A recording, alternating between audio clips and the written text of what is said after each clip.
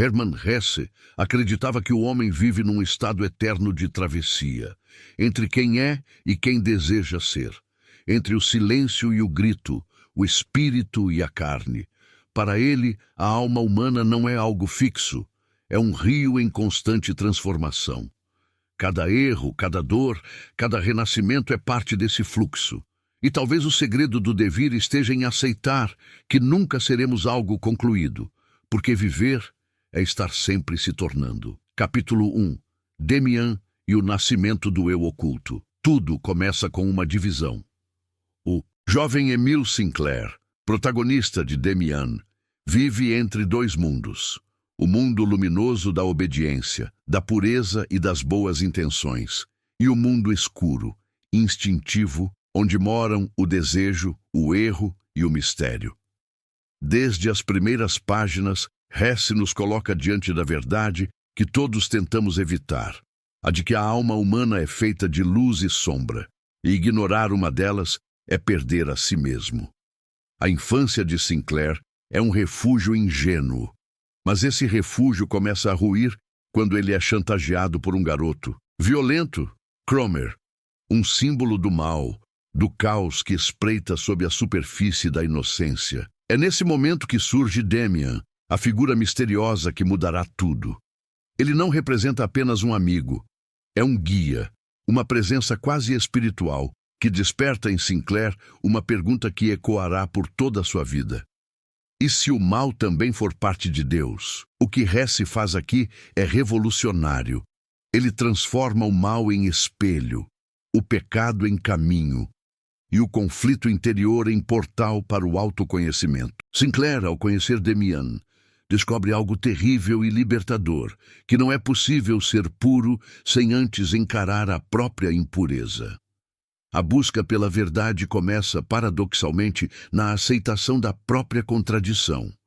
Demian apresenta a Sinclair o símbolo de Abraxas, uma divindade que une em si o bem e o mal, a criação e a destruição. Esse conceito é o coração da filosofia de Hesse. O universo é uno, mas a mente humana o divide em dois. A verdadeira liberdade surge quando o homem aceita o todo, quando abraça tanto o anjo quanto o demônio dentro de si. Abraxas é o Deus que não julga, é a metáfora da totalidade, aquele que contém o que amamos e o que tememos. Em suas reflexões, Hesse faz ecoar a psicologia de Jung, a ideia de que a individuação só acontece quando o indivíduo integra sua sombra, quando deixa de fugir das partes de si que considera imperfeitas. A amizade entre Sinclair e Demian não é uma amizade comum. É o símbolo da alma em diálogo consigo mesma. Demian é a voz interior que convida à coragem, que desafia as regras e a moralidade imposta, que empurra Sinclair para a solidão, para a descoberta do próprio caminho. Cada um deve obedecer apenas à sua estrela, dizia Demian. Hesse escreve como um profeta da alma moderna. Em Demian, ele mostra que a vida não é uma linha reta, mas um espiral que retorna aos mesmos conflitos em níveis mais profundos.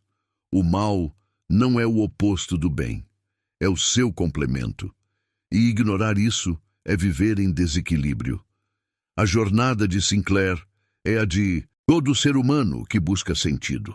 Ele tenta se adequar ao mundo, tenta viver segundo as expectativas alheias, mas algo dentro dele resiste.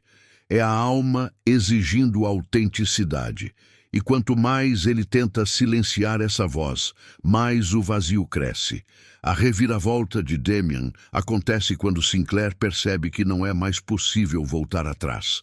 O mundo da infância, com suas certezas e dogmas, morre diante da experiência da consciência. E é uma morte dolorosa. Demian desaparece e Sinclair sente-se só, completamente só. Essa solidão é o símbolo da travessia. O momento em que o homem, ao se conhecer, descobre que não pode mais depender dos outros para se definir. Hesse descreve esse estado com uma clareza brutal. Quando o espírito desperta, o conforto desaparece. A alma, agora consciente, sente o peso da liberdade. E é aí que começa o verdadeiro devir. O processo de tornar-se aquilo que sempre esteve latente. Sinclair entende que a vida não é uma luta entre o bem e o mal, mas um processo de reconciliação. Ele descobre que a alma não quer ser santa, quer ser inteira, e para isso é preciso morrer e renascer muitas vezes. A ave rompe o ovo. O ovo é o mundo. Quem quer nascer precisa destruir um mundo. Essa frase resume a essência do devir em Hesse. O nascimento espiritual exige destruição, e a destruição, paradoxalmente, é um ato de amor. O homem que destrói suas ilusões está, na verdade, libertando-se do medo que o impede de viver plenamente. Ao final de Demian, Sinclair encontra novamente seu guia, agora em meio à guerra, símbolo do caos do mundo e da mente. Demian reaparece apenas para lembrá-lo. Você não precisa me seguir. Tudo o que buscava em mim, você já tem em si. Essa é a mensagem central de Hesse.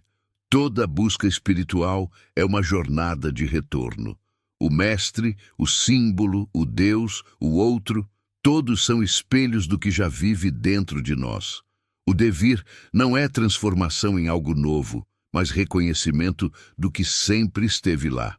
É perceber que o verdadeiro despertar não é tornar-se outra pessoa, mas deixar de negar quem se é. Hesse nos ensina que a dor é necessária porque é transição. O vazio é necessário porque é o espaço onde o novo nasce. E o medo é apenas o último guardião antes da liberdade. Não queremos seguir caminhos conhecidos, queremos criar os nossos. Com Demian, Hesse abriu as portas da filosofia existencial para o século XX. Ele transformou a espiritualidade em autoconhecimento, a culpa em aprendizado e a solidão em portal para o divino. Sua mensagem é eterna.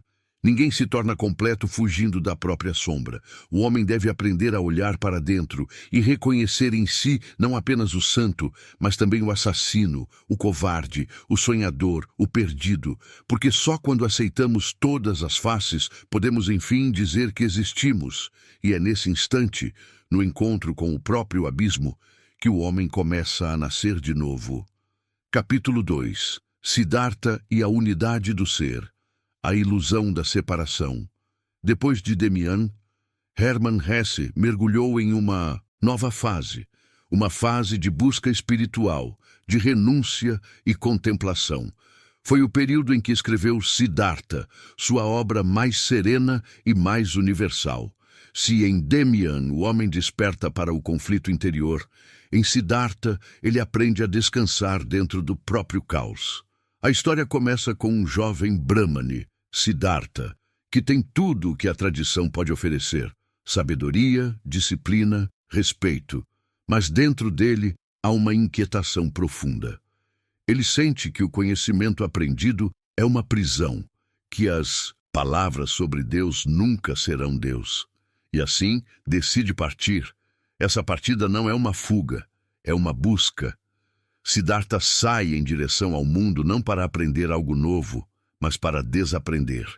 Ele quer experimentar o sagrado com o corpo, com o erro, com o desejo, com a queda. Quer ser tocado pela vida até o osso. Não quero mais ouvir falar de sabedoria. Quero viver. Hesse, através de Siddhartha, nos mostra o início da segunda etapa do devir, a da experiência direta. Depois que o homem descobre que há algo dentro dele, ele precisa mergulhar no mundo para provar o que descobriu. Porque o espírito que não se mistura à terra não floresce, permanece ideia, nunca se torna carne. E é por isso que Siddhartha parte, para sentir Deus em tudo, até mesmo no que parece não divino. A jornada de Siddhartha é, ao mesmo tempo, a jornada de todos nós. No início, ele busca a iluminação por meio da negação. Jejua, medita, abandona tudo, mas ao perceber que nem a austeridade o liberta, decide mergulhar no oposto. O prazer, o amor, o dinheiro, o jogo. É nesse contraste que Hesse revela a essência do humano. Não é o ascetismo nem a indulgência que trazem sabedoria, mas o equilíbrio entre os dois. O homem que busca o absoluto fora de si se perde. E o homem que se entrega inteiramente ao mundo também se esvazia. A sabedoria, diz Hesse, está no meio, no ponto em que o espírito e o corpo não lutam mais entre si, mas dançam em harmonia silenciosa. Durante seus anos de prazer e luxo, Siddhartha conhece Kamala, a mulher que lhe ensina o amor, e Kamaswami, o comerciante que lhe mostra o poder e o tédio do acúmulo. Mas o que ele descobre não é prazer, é repetição. O ciclo do desejo é uma roda que nunca para, e quanto mais gira, mais o homem esquece de quem é. O mundo me deu tudo, e eu continuo vazio. Esse é o momento em que Hesse coloca o homem diante da verdade. Nenhuma conquista material pode preencher o silêncio da alma. O prazer, como o sofrimento, é apenas um espelho. E todo espelho cansa. Siddhartha abandona o luxo e se aproxima do rio, símbolo da consciência universal. Ali, ele encontra Vasudeva, o barqueiro, um homem simples que nada ensina com palavras, mas tudo ensina com presença. Ele o convida a ouvir o rio, a ouvir a vida. Escute, tudo o que o rio faz é fluir, e no seu fluir, ele nunca se perde. É diante do rio que Siddhartha compreende o paradoxo central da existência. A vida é movimento constante, e ainda assim, tudo é um só. O rio muda a cada instante, mas é sempre o mesmo rio. Assim também é o ser humano. Ele muda de pensamentos, de desejos, de formas, mas a essência que o observa permanece. O rio representa o eterno presente, onde passado e futuro se dissolvem. E é ali que Siddhartha entende que o tempo é a maior das ilusões. Nada realmente começa ou termina, tudo apenas flui, se transforma, retorna. Tudo o que foi e tudo o que será está aqui, neste instante. Essa é a iluminação segundo Hesse, não uma fuga da vida, mas uma fusão com ela. Siddhartha percebe que não existe separação entre sagrado e profano, entre bem e mal, entre eu e o outro. Tudo é expressão de uma mesma consciência. O que chamamos de sofrimento é apenas resistência à fluidez. Queremos que o rio pare, que a felicidade dure, que o amor permaneça. Mas o rio não conhece permanência, e é justamente nisso que está a sua beleza. A dor nasce da tentativa de segurar o que está destinado a mudar. A sabedoria nasce da rendição. E o homem livre, diz Hesse, não é aquele que controla o rio, mas aquele que aprende a flutuar. No fim de sua jornada, Siddhartha não se torna um deus, nem um mestre, nem um exemplo. Torna-se apenas um homem que aceita. Aceita o que é, o que foi e o que será. E nessa aceitação encontra a paz que tanto buscou. O rio sorri porque tudo é perfeito. O sorriso do rio é o sorriso da vida que não precisa de explicação. É o reflexo de quem compreendeu que o universo não erra. Ele apenas é. Siddhartha, agora velho, não busca mais verdades. Ele apenas observa o fluir das coisas, e cada gota d'água se torna um verso do mesmo poema infinito. Hesse nos conduz até esse ponto com uma serenidade quase mística. Ele entende que a iluminação não é um destino distante, mas uma postura diante da existência. É quando o homem para de lutar contra o que é e começa a se mover junto ao que existe. O verdadeiro sábio, para Hesse, é aquele que ouve, que não tenta nomear o divino, mas sente sua vibração nas coisas simples, na respiração, no toque, no nascer do sol, no som do rio, que nunca para. O homem sábio é aquele que aprendeu a ouvir o silêncio. A mensagem final de Siddhartha é clara. Deus não está fora, está dentro. E a iluminação não é uma escada para o céu, é um mergulho para dentro de si. Um retorno à unidade primordial.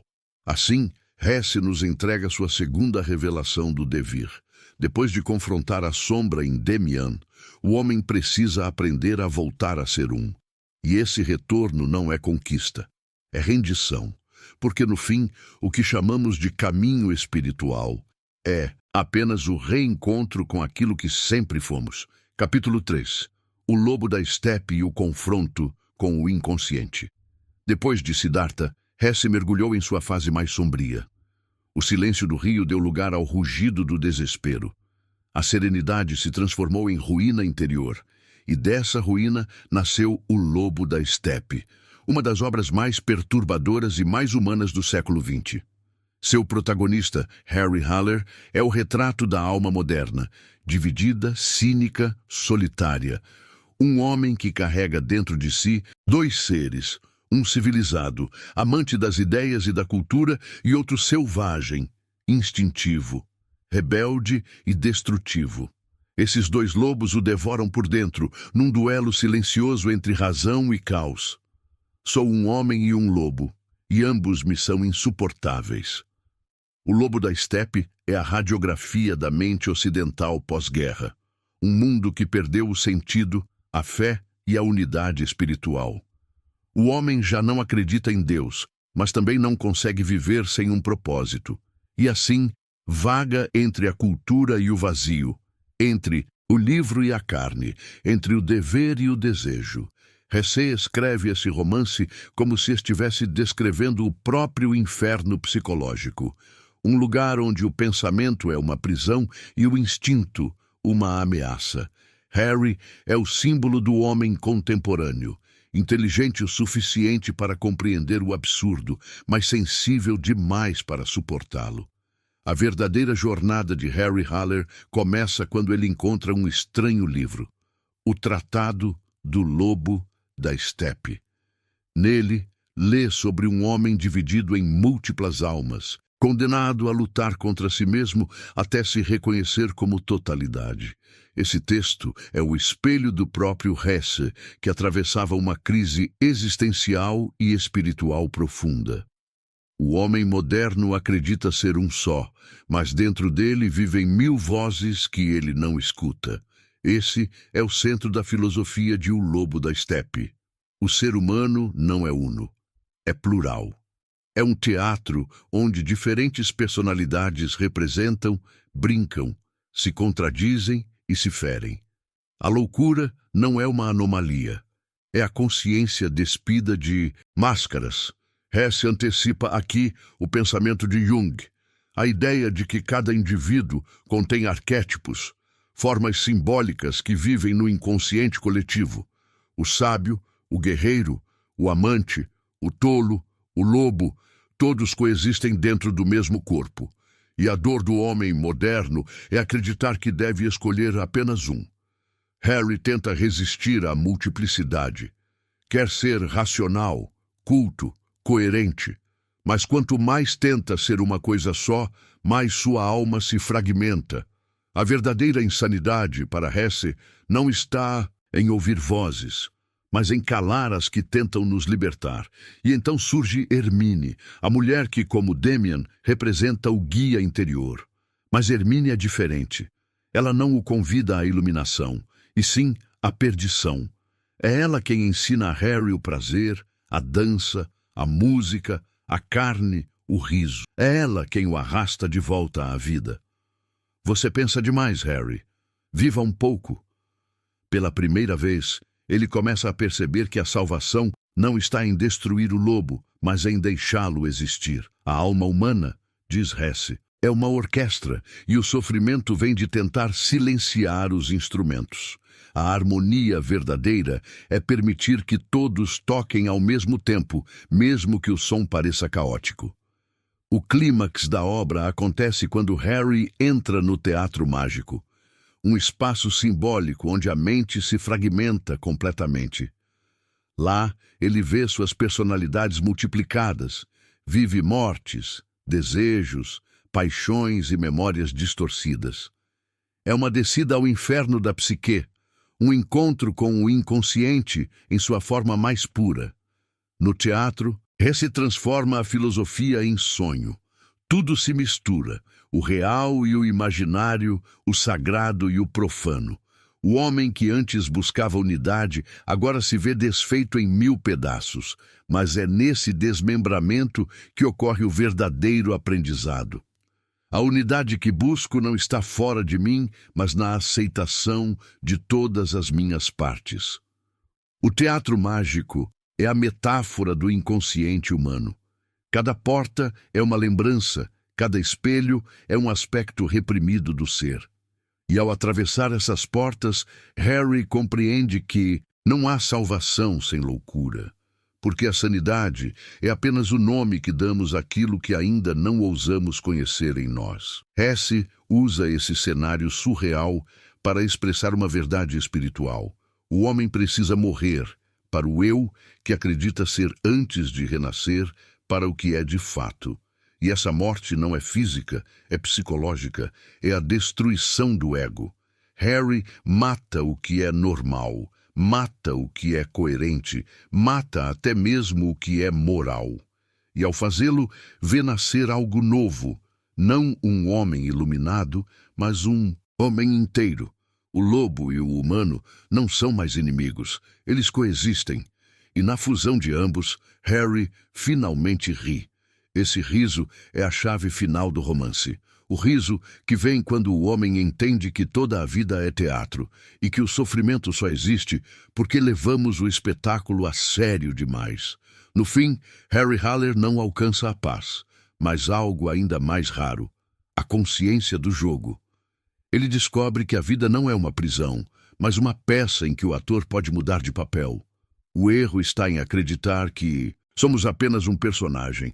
O homem sábio é aquele que aprendeu a rir de si mesmo. Hesse transforma o riso em símbolo de transcendência. Rir de si é reconhecer que nada é fixo, que toda dor é passageira, que até o sofrimento tem seu papel no espetáculo da alma. É o riso do budista que vê o mundo queimando e ainda assim sorri, não por indiferença, mas por compreensão. Harry entende que ser múltiplo é ser humano, que dentro dele há santos e demônios, crianças e velhos, anjos e lobos, e que a vida é o palco onde todos coexistem. Ao final, ele não se salva, desperta. E esse despertar é mais profundo do que qualquer iluminação mística. É o instante em que o homem percebe que o universo inteiro está dentro de si. Aprender a rir é aprender a viver. Hesse, através do lobo da estepe, nos lembra que a dor é apenas o preço da consciência. Quanto mais profundo o olhar, mais o mundo se fragmenta. Mas é no meio dessa fragmentação que o homem encontra o infinito. A jornada de Harry é a terceira etapa do devir. Depois da descoberta da sombra, Demian, e da unidade espiritual, Siddhartha, chega o momento da integração psicológica, onde o divino e o animal, o consciente e o inconsciente se unem no mesmo corpo. E quando ele finalmente aceita tudo o que é, sem negar nada, sem exigir sentido, ele se torna livre. Livre até mesmo da necessidade de se entender. Porque o homem completo não é aquele que alcança a verdade, é aquele que aprende a viver dentro do mistério. Capítulo 4. Narciso e Goldmund. A ponte entre o espírito e a carne. Na quietude de um mosteiro medieval, dois jovens vivem em mundos opostos. Um deles é Narciso, o pensador, o asceta, o homem da mente e da fé. O outro é Goldmund, o sonhador, o sensível, o corpo em constante movimento. Ambos se amam como irmãos e se reconhecem como metades de uma mesma alma, mas um pertence à eternidade do espírito, enquanto o outro se perde nas estações do desejo. Você é a cabeça, Narciso. Eu sou o coração. Assim nasce a mais bela das dualidades de Hesse, a eterna tensão entre contemplação e experiência. O mosteiro representa a ordem, a segurança do pensamento, a paz conquistada pela renúncia. O mundo, em contraste, é caos, beleza, sofrimento e criação. Goldmund é o homem que precisa sentir para compreender. Narciso é o homem que precisa compreender para sentir, e é dessa diferença que nasce a tragédia e a grandeza da existência. Hesse começa o romance com a serenidade da vida monástica, mas o que está em jogo não é a fé, é o limite da razão. Goldmund, sufocado pelas regras e pelo peso da devoção, olha para o mundo exterior como quem escuta um chamado, o canto distante da vida, da arte e do amor. E esse chamado é o início de sua travessia. O homem espiritual precisa cair no mundo para amadurecer. O homem mundano precisa tocar o espírito para compreender.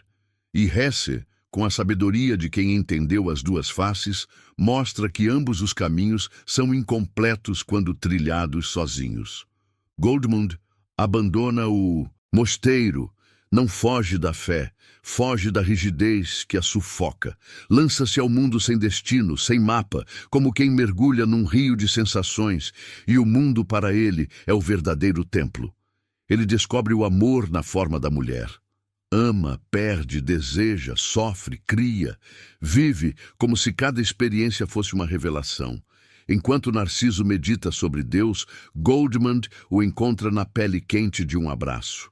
Para Hesse, isso não é pecado, é sagrado, porque Deus habita tanto o mosteiro quanto o corpo. O amor é o caminho mais curto entre o homem e o divino. O desejo, em Hesse, nunca é vil.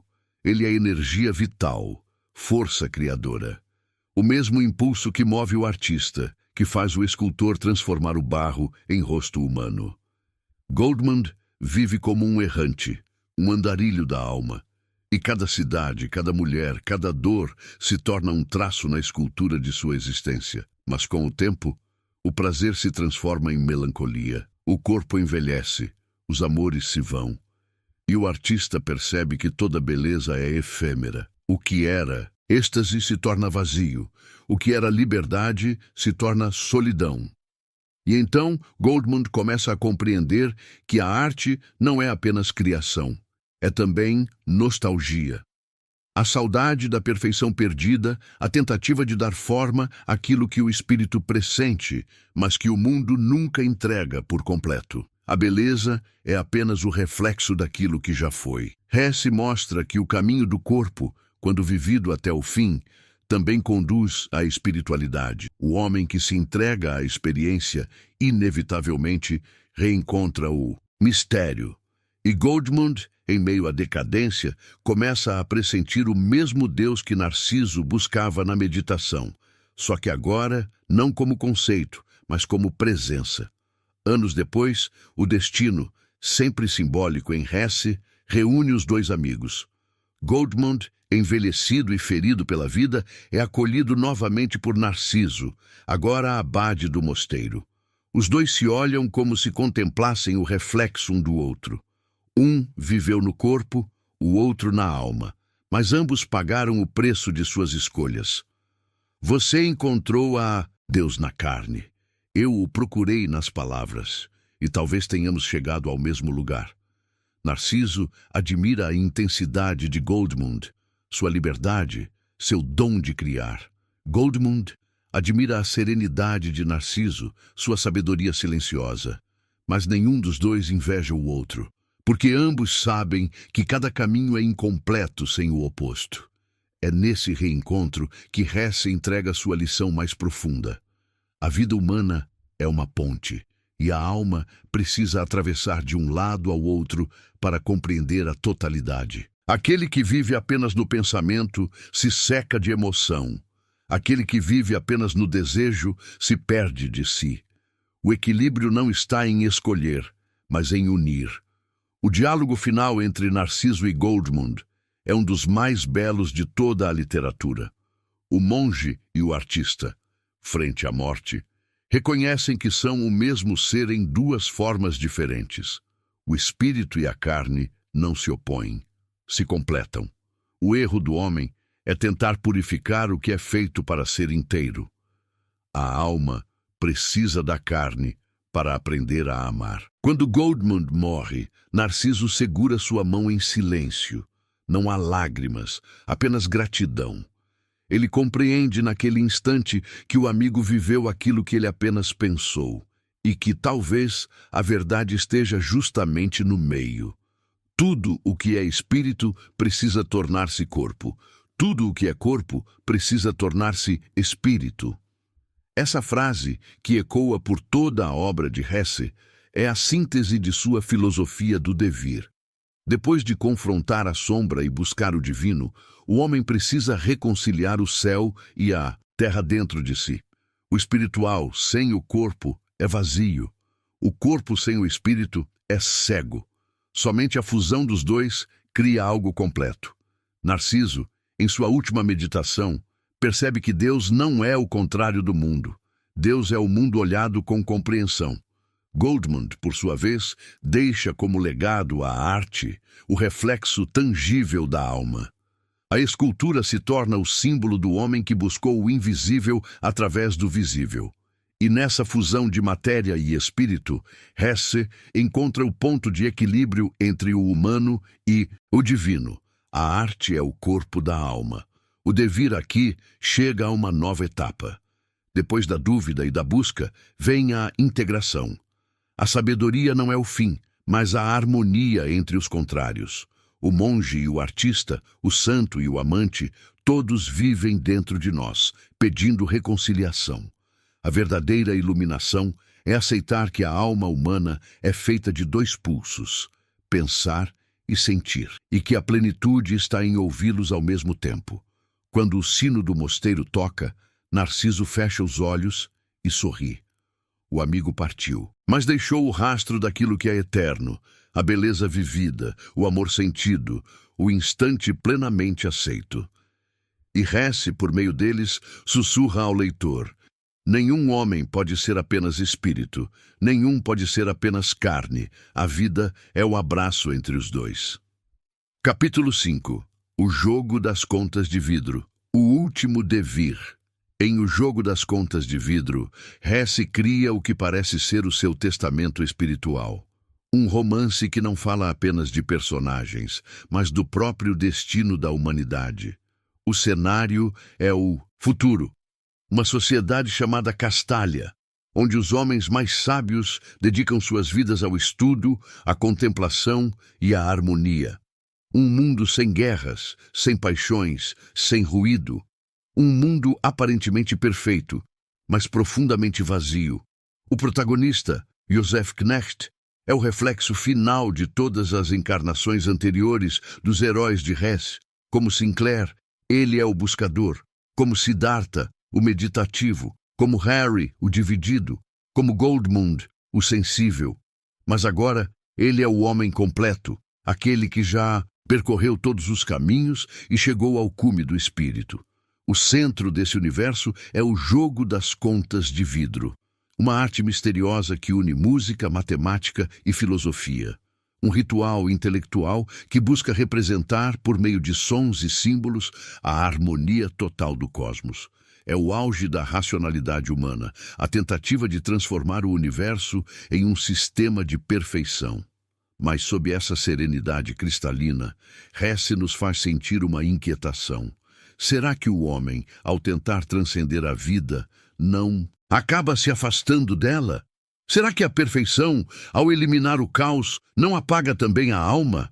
Joseph Knecht cresce em Castalia acreditando no ideal da pureza. Aprende o jogo, domina seus segredos e se torna mestre, o mais sábio, o mais respeitado, o símbolo do homem que alcançou a iluminação. Mas conforme se aprofunda em seu ofício, começa a ouvir um eco incômodo dentro de si. O som da vida do lado de fora. O jogo das contas de vidro representa o intelecto levado ao limite. A busca pela ordem absoluta. Mas o que Hesse revela de forma sutil e poética é que a perfeição da mente pode se tornar prisão. Castalia é um mundo sem paixão, sem criação genuína, sem humanidade. Os mestres jogam o jogo da eternidade, mas esquecem o pulsar do instante. Há sabedoria demais aqui e vida de menos.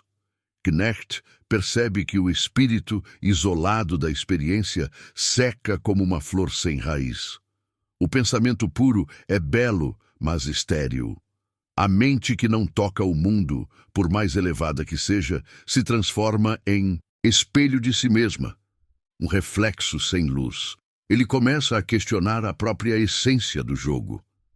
Para que serve o conhecimento, se ele não toca a alma das pessoas comuns? De que vale a harmonia das esferas, se o coração humano permanece deserto? Knecht sente o chamado da vida, o mesmo chamado que Goldmund ouviu, o mesmo rio que Siddhartha escutou. Mas agora, o som vem de dentro. Ele percebe que o verdadeiro jogo não é aquele jogado com símbolos, mas aquele vivido a cada respiração. O jogo perfeito é aquele que se joga com o próprio existir. O conflito se intensifica. Knecht entende que Castalha, com toda a sua sabedoria, se afastou da essência humana.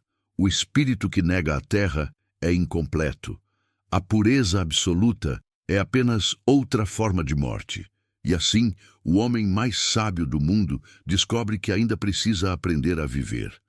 No auge de sua glória, Joseph Knecht toma uma decisão impensável: renunciar ao título de mestre e abandonar Castalha. Ele deixa o templo do intelecto para viver entre os homens comuns. Quer ensinar não conceitos, mas presença. Quer sentir, não compreender. Quer viver, não apenas pensar a vida.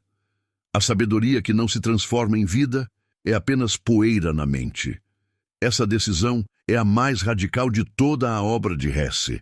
É o gesto de quem compreendeu o último paradoxo do devir, que o espírito que busca o infinito precisa, em algum momento, retornar ao finito.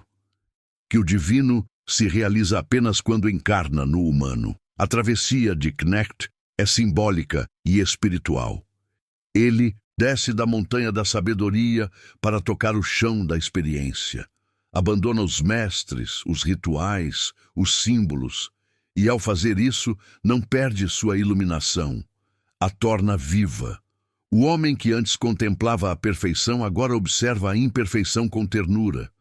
A sabedoria não é mais uma ideia distante, mas um olhar sobre o mundo, um sorriso diante da impermanência. Ele compreende o que os místicos sempre souberam, que a verdade não está no alto, mas no meio, no cotidiano, no erro, no toque, no silêncio. Quem busca o céu precisa aprender a caminhar na terra. Hesse, aqui, realiza a integração final de toda a sua filosofia. O conhecimento deve descer ao corpo. A alma deve aprender a sujar as mãos com a realidade. E a verdadeira iluminação é aquela que se dobra, que respira junto com o mundo. O final de O Jogo das Contas de Vidro é silencioso, como o nascer de um sol em um mundo novo. Knecht encontra um jovem aprendiz, Tito, e passa a ensiná-lo, não com discursos, mas com gestos, com simplicidade. Ele joga o último jogo, não com contas de vidro, mas com o próprio destino. Durante uma travessia por um lago, Knecht se lança às águas para salvar o aluno. E morre. Não por erro, mas por amor. Seu corpo desaparece nas ondas, e o livro termina no instante em que sua vida e sua lição se tornam uma só. O mestre desapareceu, mas o jogo continua. Esse é o final simbólico de toda a jornada de Hesse. O homem que buscava o absoluto se dissolve no instante. O devir termina onde começou, no mistério. Mas agora o mistério não é mais angústia, é entrega. Knecht morre, mas não há tragédia. Há completude. Ele se torna parte do rio da existência, como Siddhartha, como todos os que compreenderam que o sentido da vida não está em alcançá-la, mas em vivê-la plenamente. O jogo das contas de vidro não é mais um ritual sagrado. É a própria respiração do universo. Cada gesto, cada olhar, cada erro é uma nota na sinfonia do ser. E Hesse, com essa metáfora sublime, encerra sua filosofia, dizendo: a vida é o jogo, e o homem desperto é aquele que sabe jogar. Joseph Knecht não foi um santo nem um gênio. Foi um homem que entendeu a dança entre o espírito e o mundo.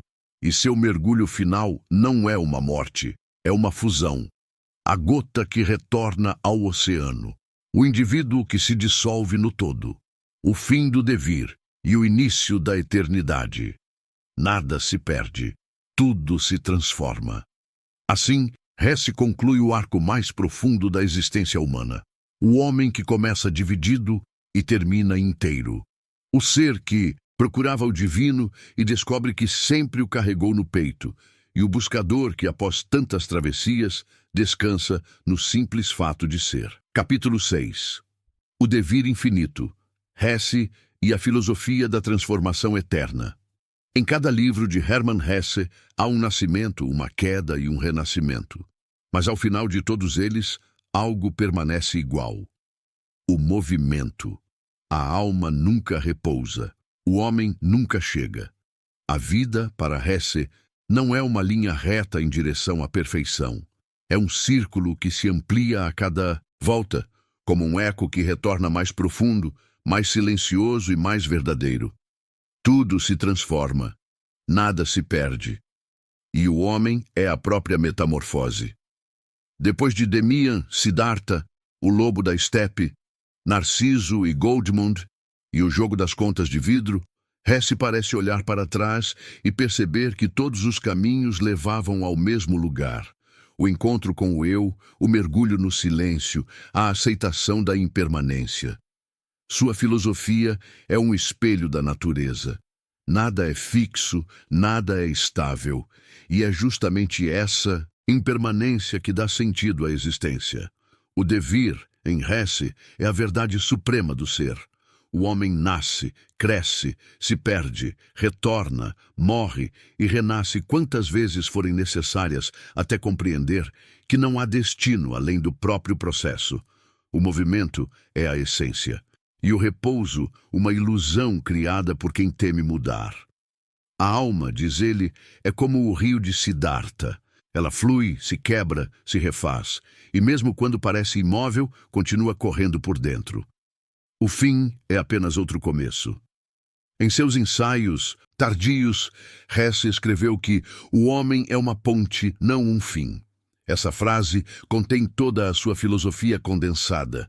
O ser humano não foi feito para alcançar a perfeição, mas para se reinventar infinitamente. Cada fase da vida, cada dor e cada amor são apenas estágios de uma mesma alquimia interior. O que ele chama de devir não é apenas transformação psicológica, mas espiritual, a constante destruição e reconstrução do eu. Assim como a serpente troca de pele para continuar viva, a alma humana precisa morrer inúmeras vezes para continuar crescendo. O que chamamos de destino é o que ainda não compreendemos em nós. Hesse via na dor um símbolo dessa metamorfose. O sofrimento é a prova de que a alma está se expandindo. A crise é o momento em que o velho morre para que o novo possa nascer. E resistir a essa morte é o que cria o desespero. Por isso, todos os seus personagens, de Sinclair a Knecht, passam pela solidão, pelo erro e pela queda.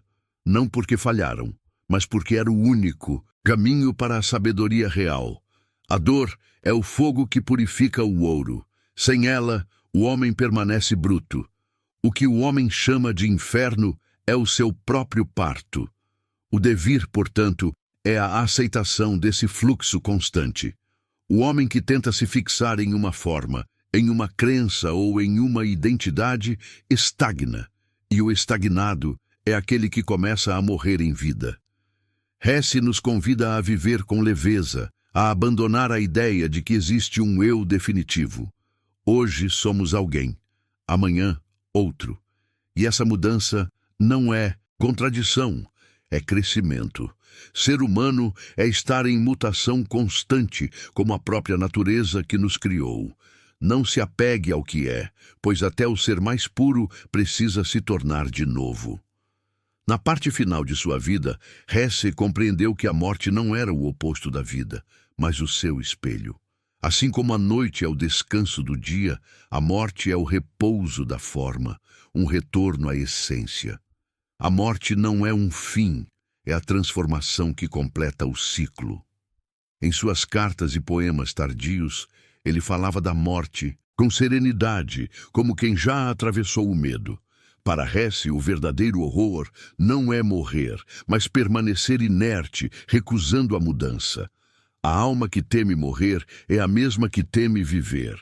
A vida é feita de pequenas mortes, a infância que se vai, o amor que se despede, os sonhos que se transformam.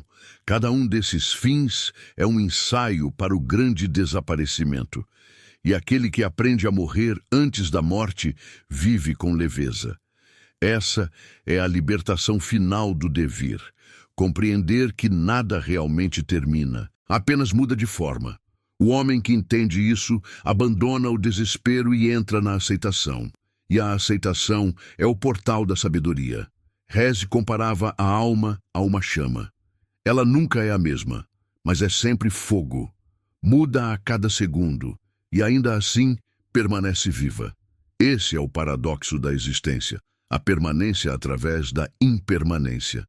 Sou o mesmo, embora nunca igual. A morte, então, deixa de ser tragédia, passa a ser continuação. O rio retorna ao mar, a centelha volta à luz, e o homem se torna parte daquilo que sempre buscou, o todo. No fim, Hermann Hesse descobre o que todos os seus personagens procuravam, o silêncio após o entendimento. Um silêncio que não é vazio, mas plenitude. O silêncio de quem já aceitou o fluxo do universo, e não precisa mais lutar contra ele. Nada precisa ser conquistado, tudo já é. Esse é o ponto mais alto de sua filosofia, quando o homem para de buscar e começa apenas a ser. Não há mais dualidade entre luz e sombra, espírito e corpo, Deus e mundo. Tudo se funde em um só movimento, o devir infinito. O devir não é uma etapa da vida, é a própria vida. E o sábio não é aquele que chega ao fim, mas aquele que aprende a mover-se sem resistência. Hesse via a existência como uma dança cósmica, um eterno nascer e morrer, uma música que nunca termina, mas se transforma a cada nota. O universo é uma respiração, e nós somos o seu fôlego. A filosofia de Hesse é, no fundo, uma mensagem de confiança. Mesmo nas dores, mesmo nas perdas, existe algo sagrado, sustentando o caos. Nada é desperdiçado, nada é por acaso. Cada erro, cada queda, é apenas o movimento da alma se refazendo. Por isso, ele termina sua jornada com serenidade. Não há medo, apenas aceitação. A vida é o fluxo, e quem flui com ela não sofre. Quem tenta segurá-la se quebra. Não é preciso entender o rio, basta deixá-lo levar. E assim, o círculo se fecha. O homem que começou dividido termina em unidade. O buscador inquieto torna-se o mestre silencioso. E a filosofia do devir, em sua essência, é apenas isso.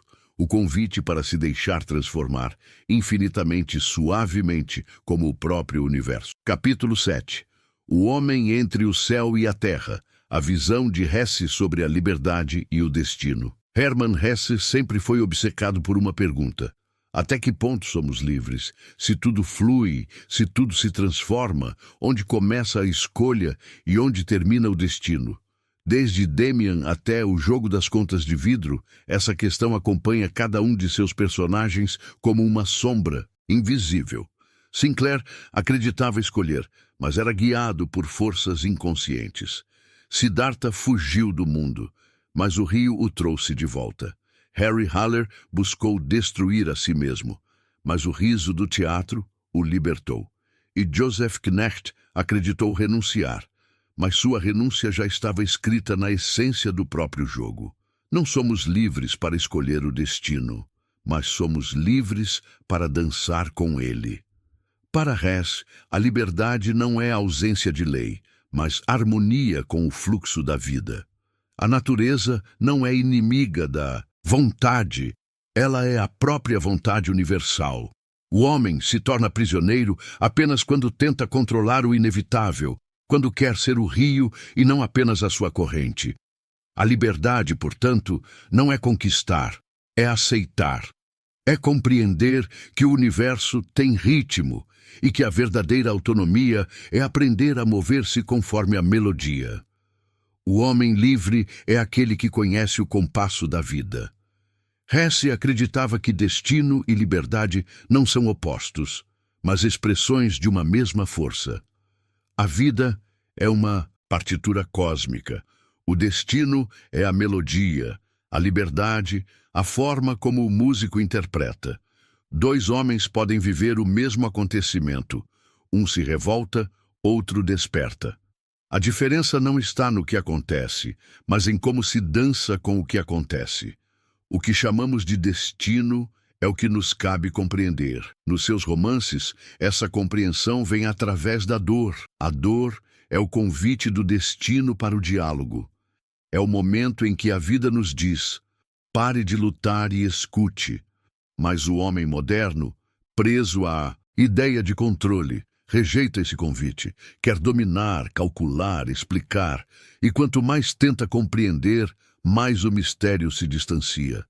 Hesse enxergava o destino como uma força benevolente, ainda que cruel. Ele acreditava que tudo o que nos acontece faz parte de um plano maior de aprendizado. Não um plano predeterminado por um Deus externo, mas pelo próprio inconsciente, que nos guia como uma bússola silenciosa em direção ao que precisamos viver. O destino é o espelho das nossas profundezas. Essa visão se manifesta claramente em Siddhartha. O jovem que acreditava ser senhor de sua jornada descobre que cada erro o conduzia exatamente onde precisava estar. Nada foi perda, nada foi acaso. Tudo era pedagogia da alma. O mesmo ocorre com Harry Haller. Ele tenta fugir da loucura, mas a loucura é o único caminho para se tornar inteiro. O destino não o destrói, o purifica. E quando ele finalmente aceita o jogo o transforma. Hesse ensina que o livre-arbítrio é a arte da consciência. Não escolhemos os fatos, mas escolhemos o significado que damos a eles. A liberdade é a capacidade de transformar a necessidade em escolha, de olhar para a dor e dizer: sim, eu a aceito. E nesse sim, o homem se liberta. Aceitar é criar, pois o que é aceito se transforma. O destino é o escultor. A liberdade, o gesto que molda a argila. Sem um, não há forma. Sem o outro, não há alma. E é nessa dança entre imposição e vontade que a vida se torna arte. Para Hesse, o momento mais sublime da liberdade é o da entrega. O instante em que o homem, exausto de tentar controlar o fluxo, decide finalmente confiar. E o que era desespero se transforma em serenidade. A confiança é a mais alta forma de liberdade. Essa entrega não é passividade, mas consciência profunda de que o universo é sábio. O homem não está separado do todo. É o próprio todo em forma temporária. Quando compreende isso, o medo desaparece. O tempo perde sua tirania e o destino, antes inimigo, torna-se aliado. Hesse experimentou isso em sua própria vida. Depois das guerras, das crises, da solidão, ele parou de lutar contra a imperfeição do mundo. Percebeu que o mal e o bem, a dor e a alegria eram apenas pulsações do mesmo coração cósmico. E nesse entendimento, sua escrita tornou-se oração. A paz não é encontrada. Ela acontece quando o homem para de resistir ao que é. O paradoxo da entrega é que, ao renunciar ao controle, ganhamos poder. Quando deixamos de impor o nosso ritmo, começamos a escutar o ritmo da vida. E esse ritmo é perfeito. O homem que aprende a entregar-se descobre que a liberdade está no centro do inevitável. A escolha não é mudar o destino, mas mover-se com ele. A aceitação é a revolução mais silenciosa do mundo, porque ela transforma o inevitável em caminho e o peso do fardo em leveza de dança. Aquele que aceita o destino o transforma em destino escolhido. No fim, Hesse vê o homem como um elo entre o céu e a terra, entre o eterno e o passageiro, entre o absoluto e o instante. O corpo vive sob as leis do tempo, mas a consciência toca o infinito. E é essa dualidade que dá à vida seu sentido trágico e belo. O homem é o eterno viajante entre dois mundos. A liberdade humana é o espaço entre esses mundos, o intervalo entre o impulso e a aceitação. A alma é livre porque pode dizer sim ao que o universo lhe oferece. Esse sim é o ato supremo da consciência. O homem que o pronuncia se torna criador. Hesse descreve a liberdade como um estado de compreensão total. Não é fazer o que se quer, mas querer o que é. É viver de tal forma que o destino se confunda com a vontade. Quando o homem chega a esse ponto, a vida deixa de ser uma batalha, torna-se arte. O homem livre é aquele cujo coração pulsa no mesmo compasso do universo. A filosofia de Hesse nos ensina que a verdadeira liberdade não é escapar da necessidade, mas encontrar nela a melodia da alma. O destino nos dá a partitura. Nós escolhemos o tom, a cadência, o timbre, e é nessa escolha silenciosa que a eternidade se expressa no instante. O homem é a ponte entre o céu e a terra, porque é o único ser capaz de compreender o infinito enquanto caminha sobre o pó. E quando percebe que o pó e o infinito são feitos da mesma substância, ele desperta. Não há oposição entre liberdade e destino, assim como não há distância entre o céu e a terra. Ambos são o mesmo vento, soprando em direções diferentes. E assim, Hesse encerra mais uma etapa do devir. O homem, agora consciente, não teme o destino, não idolatra a liberdade, apenas vive como o rio que corre entre as margens do tempo sem nunca deixar de ser o mar. No fim de todas as estradas de Hermann Hesse, não há um templo, nem uma revelação, nem uma resposta definitiva. Há apenas um espelho. E nele, o homem vê o rosto de todas as suas vidas, as máscaras que usou, os mundos que criou e destruiu, as dores que o moldaram, os silêncios que o fizeram compreender. Nada permanece, mas tudo retorna. Essa é a essência da filosofia de Hesse. A vida não é algo que se possui, é algo que se atravessa. E o homem, em sua travessia, não deve buscar repouso, mas profundidade, porque tudo o que ele chama de eu é apenas o reflexo de um fluxo maior, um fragmento da respiração do cosmos. Cada livro, cada personagem é uma metamorfose do mesmo ser. Sinclair, Siddhartha, Harry, Goldmund, Knecht, todos são faces do mesmo rosto, etapas de um mesmo despertar. O homem nasce dividido, busca o divino, enfrenta o abismo, reconcilia o corpo e o espírito, transcende o tempo e, enfim, compreende que o devir nunca termina. A alma é uma chama que muda de forma para continuar ardendo. O segredo de Hesse é que ele nunca prometeu redenção, prometeu consciência. Ele sabia que o sofrimento não é punição, é lapidação. E que o verdadeiro despertar não vem da fuga do mundo, mas do olhar que o aceita por inteiro. A sabedoria, em sua forma mais pura, é aprender a caminhar em paz no meio da impermanência. O homem desperto, em Hesse, é aquele que sorri diante do caos, não porque ignora a dor, mas porque aprendeu a dançar com ela. É o que vê Deus no silêncio e no ruído, na morte e no nascimento, no erro e no acerto. É aquele que compreendeu que o universo nunca errou, apenas se move em ritmos que ainda não sabemos escutar. A verdade não é encontrada, é lembrada. No último estágio do devir, não há mais busca. O buscador desaparece junto com o caminho. Só resta a vida, pura, vibrante, incontida, infinita.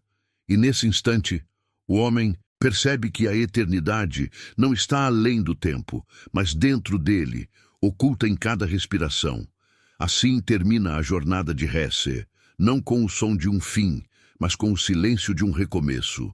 O rio volta ao mar, a centelha ao fogo, o ser ao todo, e o ciclo recomeça em outra forma, em outro corpo, em outro sonho. Viver é deixar-se transformar sem medo, o devir é o destino, e o homem, seu eterno aprendiz. Enquanto houver consciência, enquanto houver movimento, enquanto houver o sopro de uma alma, buscando compreender o mistério de existir, Hermann Hesse continuará vivo, como o eco do próprio universo, aprendendo a se conhecer.